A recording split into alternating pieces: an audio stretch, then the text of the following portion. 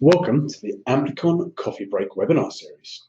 In our first session, my colleague Andy Pook explained the fundamentals of process automation, exploring the path between a basic manual process and a fully automated process line.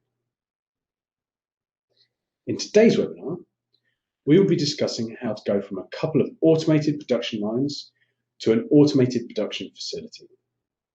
To do this, we will discuss industrial networking and its benefits, the benefits of centralized control and the role of servers, how edge computing can benefit the factory. This is where we finished the first webinar.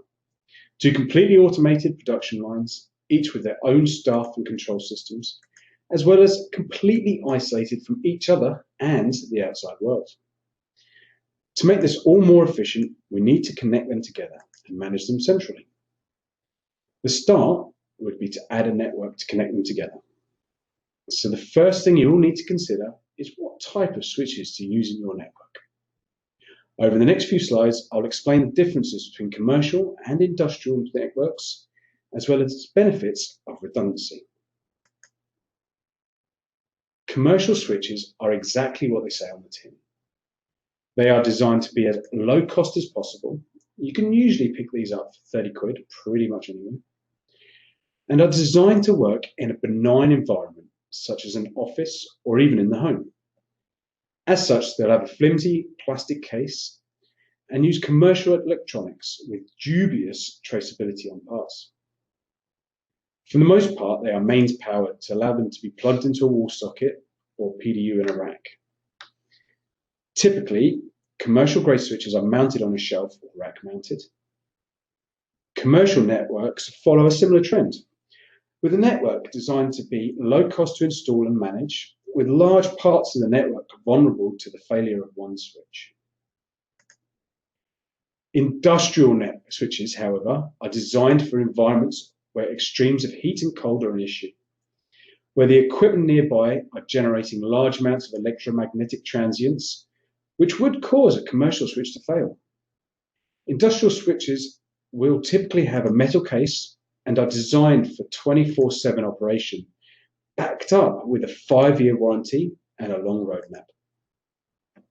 Almost all machinery in the production environment communicate with what is known as a field bus protocol. These protocols are designed to convey specific information required by the machinery or the programmable logic controller, PLC, controlling them. Industrial network switches are designed to be able to route these messages correctly or even understand what they require. In the industrial environment, almost all control systems are housed in a control cabinet. Like the rest of the equipment, industrial network switches can be DIN rail mounted and powered by the same DC supply as the rest of the cabinet. One of the most important aspects of industrial networking is the ability to create redundant networks. Now let's look at why redundancy is so important. Taking down a network is shockingly easy. Cheap and cheerful network switches giving up would be the most common cause of failure. But in my years working in the industrial market, I've seen many creative attempts to disable a network. Forklift trucks are a favorite, crashing into overhead cable tracks. A close second would be the machine maintenance contractors unplugging network cables to plug in their laptops to diagnose equipment, with rodents chewing through cables coming in third. Because it is so easy to take out a network, most factories use industrial switches for redundancy. Now we've seen why we need a redundancy, let's look at the network topologies you may want to use. A topology can be defined as an arrangement of the elements, links, nodes, etc. of a communication network, which basically means it is how the network is laid out and all the parts connected together. To create a redundant network, you need to have the right topology. The most common network topology in existence is the star. A central switch with everything radiating from it. The failure of the central switch would cause the entire network to fail. Extremely cheap to install, you would typically use this for non-essential additions to the network, such as sensors, etc. Let's look at a basic redundant topology, the ring topology. This is the most common topology you will see in the industrial world. A great balance between redundancy and cost to install, with every switch connected to two others. If a cable is cut or a switch fails, the redundancy protocols reroute the traffic in the other direction around the ring. Even better, with a ring topology, you can increase the redundancy by adding a parallel ring. For a ring topology, you must have a redundancy protocol, as without it, all the data will continue traveling around the network, slowly eating up bandwidth as more and more data joins it, until ultimately causing the network to crash. Finally, for those of you with deep pockets or critical infrastructure, you can use the mesh topology. Every switch is connected to at least 3 others, creating a massive amount of redundancy.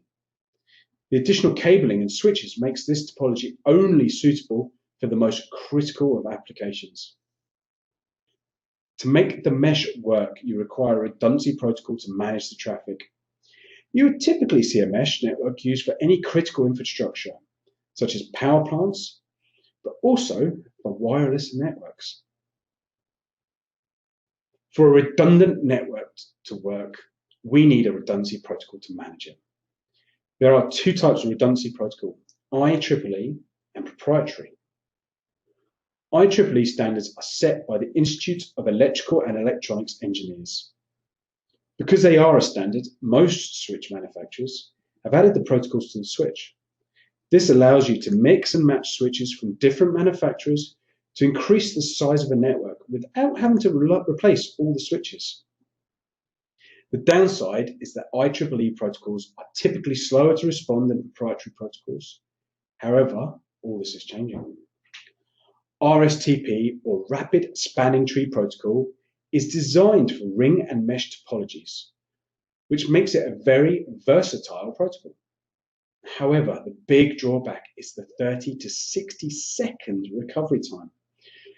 Although 30 to 67 seconds doesn't seem that long, imagine waiting 60 seconds for a safety system to kick in, or 60 seconds on a production line producing 8,000 biscuits per minute.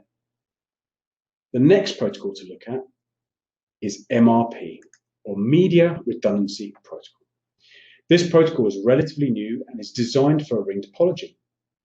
Designed by Hirschman, this protocol has a recovery time of up to 10 milliseconds, which is so quick the average human brain can't even process that something has happened before it's restored. Proprietary protocols are written by the switch manufacturers. These benefit from being designed from the ground up to work with that manufacturer's hardware, giving you extremely quick recovery times on average when compared to IEEE.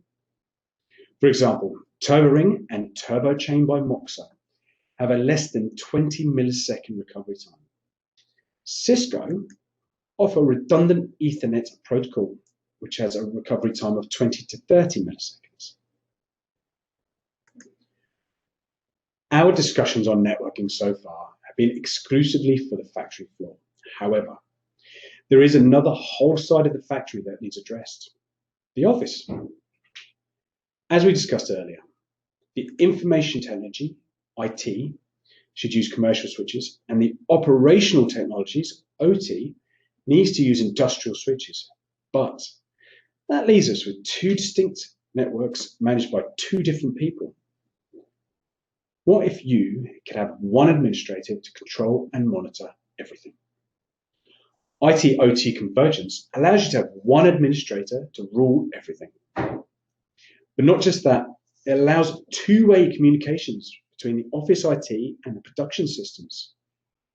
This allows the production systems to send data to the company servers, but also allows the office to see in real time the stock usage or batch production speeds. Cisco offer a range of products that allow you to have this converged infrastructure, but keeps it protected with policies for each section of the network. The whole network is capable of routing field bus traffic and can see what is attached to the network switch, such as a PLC or remote I/O. Wi-Fi is a technology that most of you are familiar with. You would likely use it at home or log into at the coffee shop. Industrial wireless networks are cost-effective to install as you eliminate the costs of running expensive Ethernet or fiber cables around the plant. A wireless network enables you to use Wi-Fi connected sensors and machinery. Wi-Fi also allows your staff freedom of movement around the plant. Imagine your production manager walking around the plant, carrying out his checks and inspections. With a tablet or smartphone, he can call up the data on the equipment he is next to and see how well it is performing and can make changes on the fly instead of going back to a control room. Wireless technologies do have their limitations though. Heavy machinery and large quantities of metal can block the Wi-Fi signal, forcing you to add additional wireless access points. I would always recommend you carry out a wireless survey in any environment where there might be interference from machinery, high voltage electrical cables, or other Wi-Fi networks. I've talked about how to network everything together. Now I can talk about the benefits. A fully networked facility allows you to centralize the control of your plant in one place.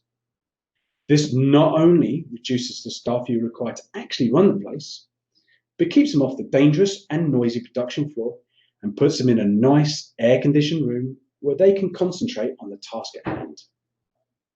Creating a centralized control room allows you to integrate CCTV into your production, allowing staff to watch for hazards as well as monitor the actual processes, making sure they are running correctly. Centralizing control allows you to use servers to house your software and to store the data being generated by the network. There are two types of servers available for this: commercial and industrial. Commercial sector servers tend to be designed in the same manner as commercial switches. Not roadmapped, no longevity of supply, very reliant on air-conditioned environments, and can't operate very much outside of 18 to 25 degrees C.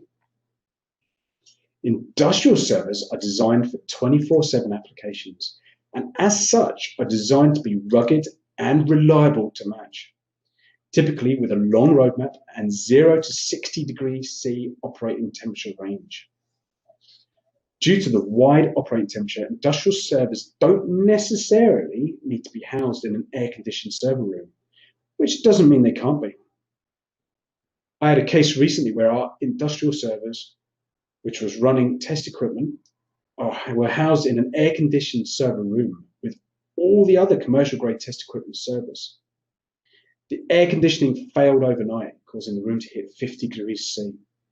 And when everybody returned in the morning, the server room was almost quiet, with the only industrial server still running.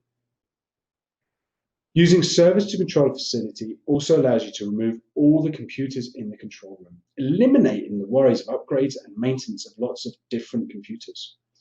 Instead, all the controls can be virtualized on the servers, and then a KVM, which is a keyboard, video, and mouse, can be used to allow the operators to access this software remotely. Now let's look at some other benefits of centralized control. Stock on a production line can be monitored and treated as a whole plant, not just individual lines. This allows warehouse staff to refill all lines with one type of ingredient or product all at once, and to have the correct amount required. This saves time and reduces risks by limiting the amount of trips back and forth forklifts and staff have to make. This also makes it easier to monitor stock levels and Kanban and help predict when more stock is required. I'm sure you have all heard of this, but the next big thing in production is the introduction of edge computing and AI. So what is edge computing? Edge computing is a networking philosophy focused on bringing computing as close to the source of data as possible in order to reduce latency and bandwidth use. basically monitoring and making decisions next to the equipment. Edge computers are small form factor computers that can be mounted next to or even inside of machinery, often with a wide array of I/O. By connecting the edge computer to any sensors already inside the machine, or by adding new sensors, edge computing allows previously dumb machines to add information to the network, and not only that, but be controlled centrally. By adding AI, artificial intelligence, to the computer, we can now start doing something with the data. And AI takes away the requirement to have a person in the loop. It monitors the data and makes decisions based on what it has been taught to do. An example of edge computing would be machine monitoring. An edge computer would be taking the data from the machine and feeding it into the network, and would allow the machine to be sped up, slowed down, or even shut down by an operator.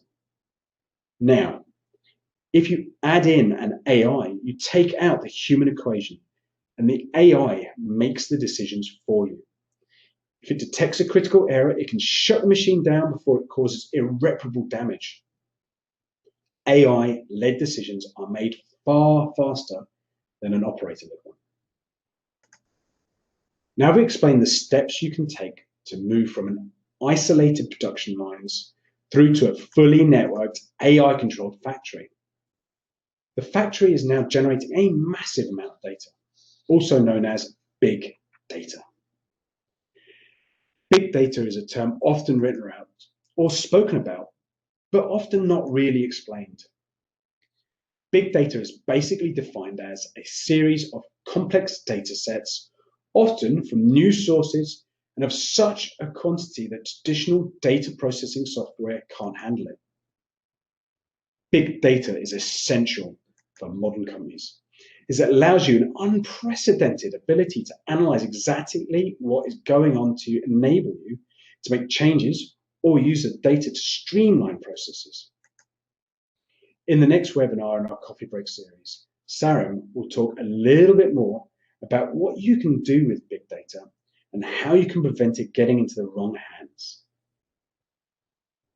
We hope you've enjoyed today's webinar. Thank you for watching.